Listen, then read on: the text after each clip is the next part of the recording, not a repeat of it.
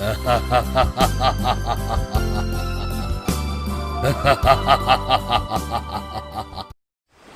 बार की बात है, 3 नए शादीशुदा जोड़े होते हैं जो कि समुद्र के किनारे एक होटल में रहने जाते हैं। अरे मोनू, हम यहाँ आ तो गए हैं, लेकिन ये आइलैंड भूतिया है, मैंने ऐसा सुना है। अरे कुछ नहीं है ऐसा, सरदार जी भी तो हैं अपने साथ, कुछ नहीं होगा, तुम एंजॉय करो बस। हाँ। सरदार जी अपने कमरे में। ओ सोनिए, चल समुद्र किनारे मजे करेंगे। ओ चल मेरी जान। क्या सरदार जी, बहुत मूड में हो। तीसरा जोड़ा बंगाली होता है, भौमिक और मधुरिमा। फिर सब लोग समुद्र के किनारे जाते हैं और सबके पति स्विमिंग करने लगते हैं। सभी एंजॉय कर रहे होते हैं और सारी औरतें एक साथ बेंच पर बैठकर बातें करने लगती हैं।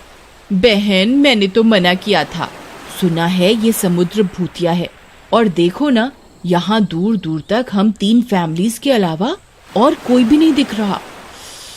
कितना डरावना सा है यहाँ। अरे वो देखो सोनी, वो क्या है समुद्र में? हमें अपने पतियों को बताना होगा। अरे ये तो कोई बहुत बड़ी सी भूतिया शार्क लगती है। चुड़ैल जैसा मुंह है इसका और शरीर मछली जैसा है। अरे सरदार जी, पीछे देखो, कोई अजीब सी दानव शार्क है, आप लोगों की तरफ ही आ रही है, जल्दी से बाहर आओ। सरदार जी और मोनू जैसे ही पीछे देखते हैं, उनकी आंखें फटी की फटी रह जाती हैं और डर से उनकी चीख निकल जाती है। वे तीनों बाहर की ओर भागते हैं, लेकिन भौमिक तेज लहरें होने की वजह से पानी में गिर जाता है और मोनू तैरकर समुद्र में एक बोट में चढ़ जाता है। सरदार जी बाहर निकल आते हैं और बच जाते हैं। अरे नहीं, अरे बाबा मर गया रे, अरे मधुरिमा। और भूतिया शार्क भौमिक के चीथड़े करके उसे खा जाती है। ये क्या हो गया, ये क्या हो गया? चुड़ैल शार्क उन्हें किनारे पर आकर बड़ी बड़ी और लाल लाल आंखों से घूर कर बोलती है, आओ अब आकर दिखाओ इस समुद्र के अंदर, हिम्मत है तो।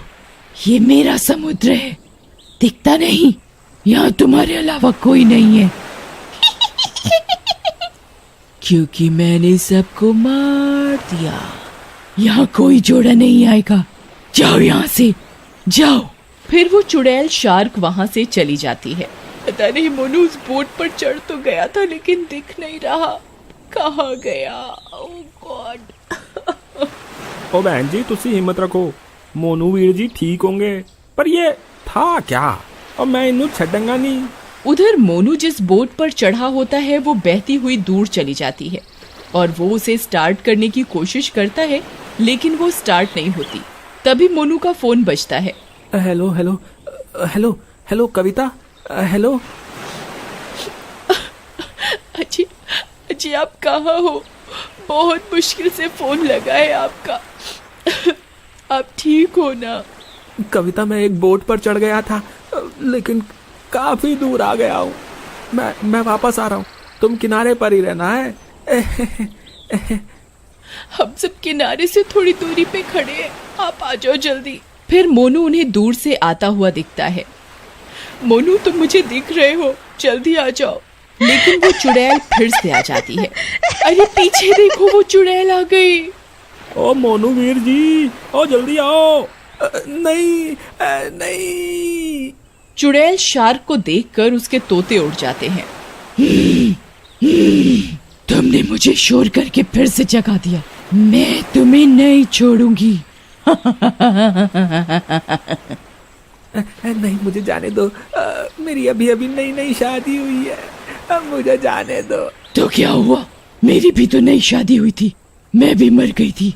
तुम लोग आते हो और ये सारा समुद्र गंदा करके जाते हो, नहीं आने दूंगी किसी को भी। देखो कितनी गंदगी फैलाई है तुम लोगों ने, खाने पीने का सामान, बोतलें, कचरा सब यहीं फेंक जाते हो, जिसकी वजह से मैं और मेरे पति मर गए। लेकिन इसमें मेरी गलती क्या है, मुझे छोड़ दो। चुड़ैल उसकी एक नहीं सुनती और उसे मार कर खा जाती है। उधर फोन पर चुड़ैल की सब बातें सरदार जी, उनकी पत्नी और कविता सुन लेते हैं। तो ये बात है, लोग यहाँ आकर गंदगी फैलाते हैं। चुड़ैल की मौत इसी कचरे से हुई, लेकिन कैसे? नहीं, मेरे पति को भी मार दिया। अब इन बातों का क्या मतलब वीर जी? मैं जा रही हूँ अपने पति को बचाने। मोनू, मैं आ रही हूँ। कविता, तुम चुप हो जाओ, धीरज रखो। अब क्या कर सकते हैं? होनी को कोई नहीं टाल सकता। हम हैं तुम्हारे साथ। वो नहीं सुनती और पानी में कूद जाती है। अरे ये क्या किया बहन जी तुसी? चलो जल्दी सोनी होटल चलो, और हमें मदद लानी होगी। तभी वे लोग किनारे पर बने होटल में जाते हैं। जहाँ वे लोग रुके होते हैं, उस होटल के मैनेजर से पूछते हैं। अरे मैनेजर साहब, ये जगह पूतिया हैगी और वो साढ़े दोस्तों मार रही है, आप जल्दी चलो। ऐ चुड़ैल कित्थों आई? नहीं नहीं, मैं नहीं जाऊंगा पानी में। हाँ, यहाँ बहुत पहले एक पति पत्नी आए थे हनीमून मनाने। उनका नाम रीमा और महेश था। एक दिन सबकी तरह वो लोग भी समुन्दर में बोट लेकर घूमने गए थे और उनकी बोट डूब गई और वो दोनों मर गए। लड़के की लाश तो मिली, पर रीमा की लाश नहीं मिली। सब कहते हैं ये चुड़ैल रीमा ही है। अब मुझे मरना नहीं है, अब मैं नहीं जाऊंगा। अब हमें सच का पता कैसे चलेगा? अरे यार, ये तो वो चुड़ैल ही बता सकती है। चलो उसी से पूछ लेते हैं। पागल हो गए हो क्या? मरना चाहते हो? वो तुम्हारी गर्लफ्रेंड है जो तुमसे अपने सुख दुख बांटेगी। अरे सोनिए, फिर की करें? ऐसे तो जो भी इस टापू पे आएगा वो उसे मार देगी ना यार। और कविता बहन जी भी तो समुद्र में कूद गई थी मोनू वीर जी नु बचाने वास्ते। उन्हें तो ढूंढने जाना ही पड़ेगा ना। और तो चिंता न कर, मेरे पास एक तरकीब है। मैनेजर जी, आपके पास इनकी कोई फोटो वोटो है? हाँ, ये उनके सामान से निकली थी। उनकी शादी की फोटो है। बढ़िया, चल मेरे नाल, और कुछ नहीं होगा। फिर वो दोनों समुद्र के किनारे जाते हैं। रात हो जाती है और समुद्र की लहरें बहुत ही तेज होने के कारण समुद्र बहुत डरावना लग रहा होता है। वे चुड़ैल को आवाज लगाते हैं। चुड़ैल जी, ओ चुड़ैल जी। चुड़ैल उनकी आवाज सुनकर गुस्से में आ जाती है। कौन है जिसे मेरा डर नहीं और इतनी हिम्मत है कि मुझे आवाज लगाकर बुला रहा है? वो उसके कान में कुछ कहता है। इतने में चुड़ैल गुस्से में उनके पास आ जाती है। और सोनी, मेरी बात ध्यान नाल सुन।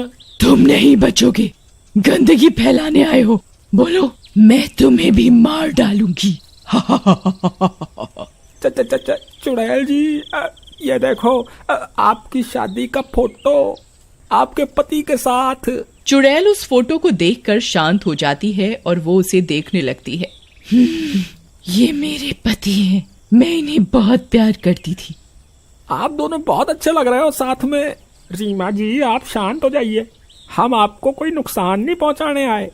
हम तो आपकी मदद करना चाहते हैं, लेकिन आप यहाँ आने वाले को क्यों मार रही हो? तुमने क्या कहा रीमा? तुमने मेरे नाम से मुझे बुलाया, ये फोटो लाए हो। तुम अच्छे इंसान लगते हो।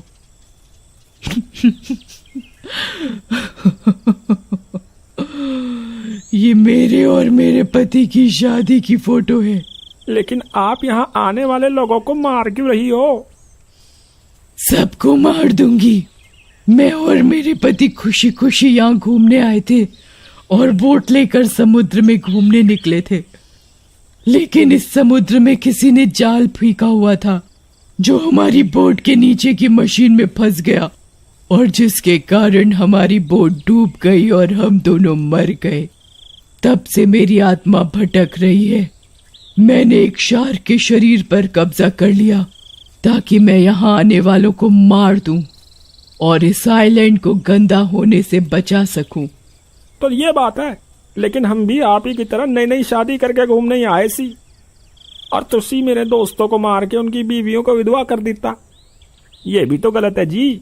और मैं आपसे वादा करता हूँ, मैं यहाँ साफ सफाई कराऊंगा और जो भी गंदगी फैलाएगा उसनू मैं कड़ी से कड़ी सजा दिलवाऊंगा। तुसी अब किसी को न मारो। इतने में मधुरिमा समुद्र से निकलकर अधमरी हालत में आती है। वो बहुत रो रही होती है। सोनी उसे पकड़कर दिलासा देती है। उसे देखकर चुड़ैल को अपना समय याद आ जाता है। ठीक है, मैं तुम्हारी बात पर भरोसा कर लेती हूँ। तुम एक सच्चे इंसान लगते हो और अपना वादा जरूर निभाना। इतना बोलकर वो चुड़ैल शार्क के शरीर को छोड़कर चली जाती है।